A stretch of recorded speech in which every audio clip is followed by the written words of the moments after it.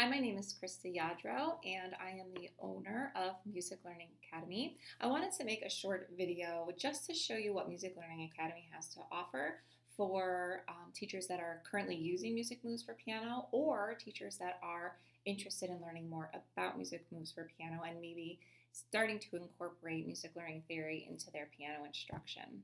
So this is my website, www.musiclearningacademy.com, where you will find a few things here. If I scroll down, if you click here, you'll be taken to a page that explains all the online offerings that I have.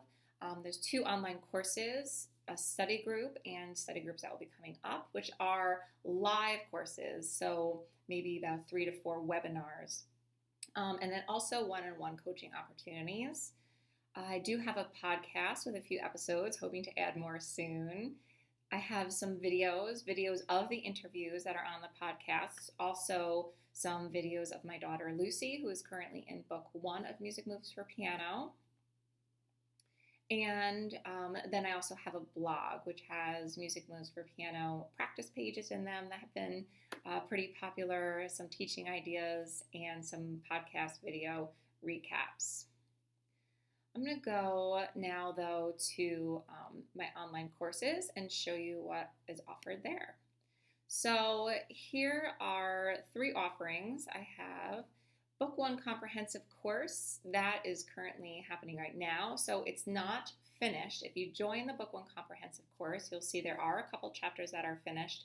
And it's a really nice time to join because as each chapter is completed, I host a meeting where we can really discuss that chapter. They usually last about an hour and a half. They have been really, really wonderful for the teachers and the participants in that course. And then the study group, this book 3, Intro to Reading and Writing, book 1, this study group happened in February and March. We had a panel with Nancy Anderson, Marilyn Lowe, and Jana Alson talking about book 3. So if you have students in book 3, this is a really great study group for you to now watch.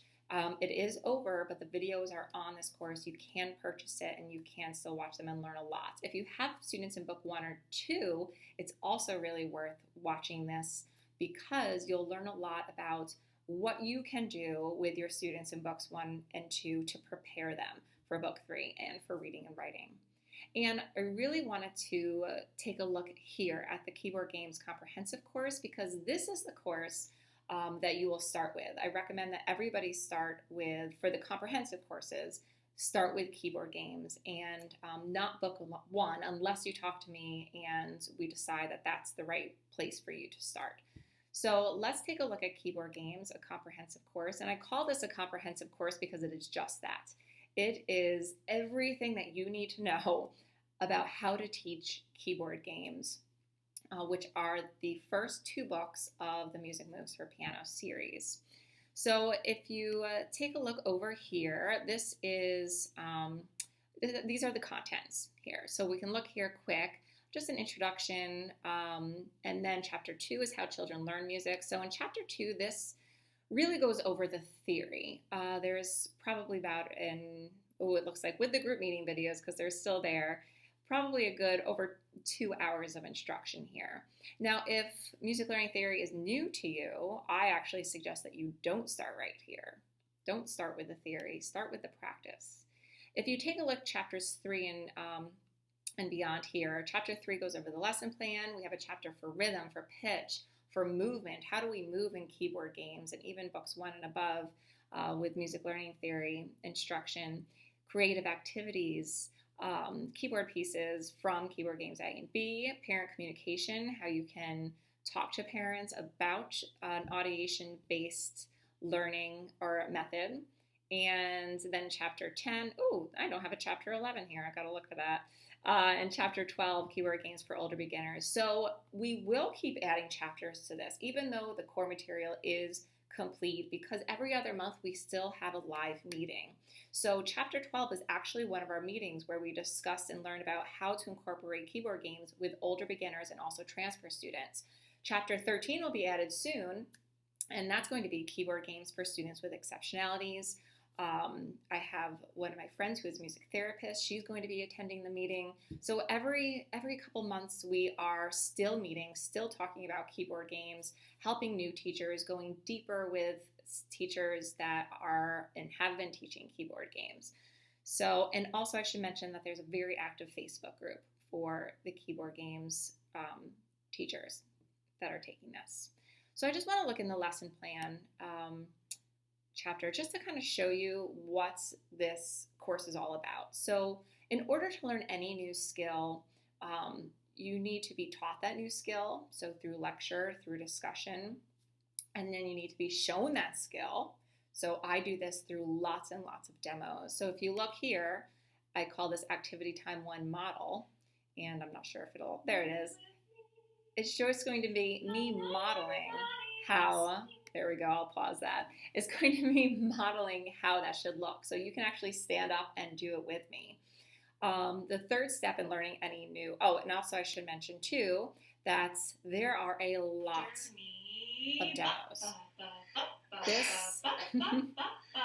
This course is filled with demos of me teaching all of these activities to students, because it's important for you, for teachers, to see how we can react to students, how we can play with the students, what kind of skills we're teaching to the students, and how we can do that.